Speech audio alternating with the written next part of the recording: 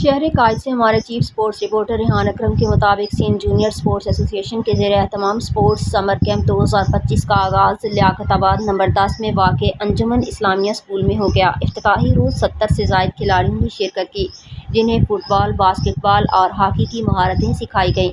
शरका ने इस इक़दाम को सराहते हुए कहा कि ऐसे कैंप्स नौजवानों की सलाहियतें निखारने में मददगार साबित होते हैं। शरका ने अपने ख्यालात का इजहार किया।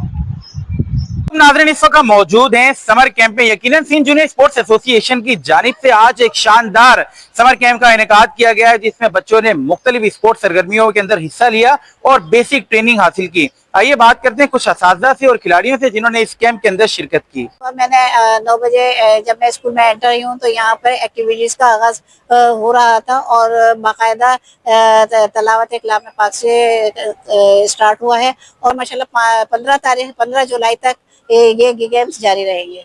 ये इस तरह की सरगर्मियाँ आइंदा भी होती रहनी चाहिए ताकि बच्चे एक्टिव हो सकें और मोबाइल की दुनिया से बाहर निकलें। अल्हम्दुलिल्लाह आज का समर कैंप को हमने ज्वाइन किया।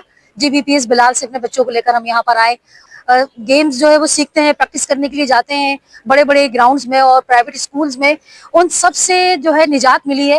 गरीब बच्चों के लिए, गरीब तबके के लिए ये बहुत बेहतरीन इंतजाम किया गया, बहुत मतलब अच्छा इवेंट रहा। इस तरह के बच्चे बगैर किसी फीस के, बगैर एनी सिंगल पेनी और इस सेंटर में यहाँ पर मौजूद है और बड़ी तादाद में मौजूद है।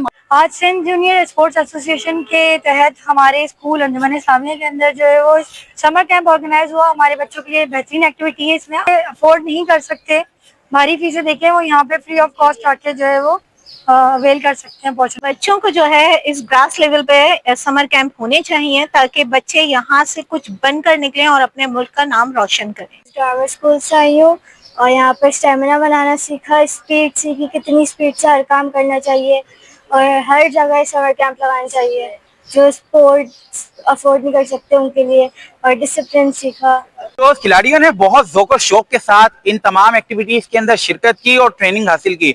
यकीनन इस तरह की एक्टिविटीज से आने वाले वक्त में बहुत से टैलेंटेड खिलाड़ी निकल के मुल्क और कौम का नाम रोशन कर सकते हैं।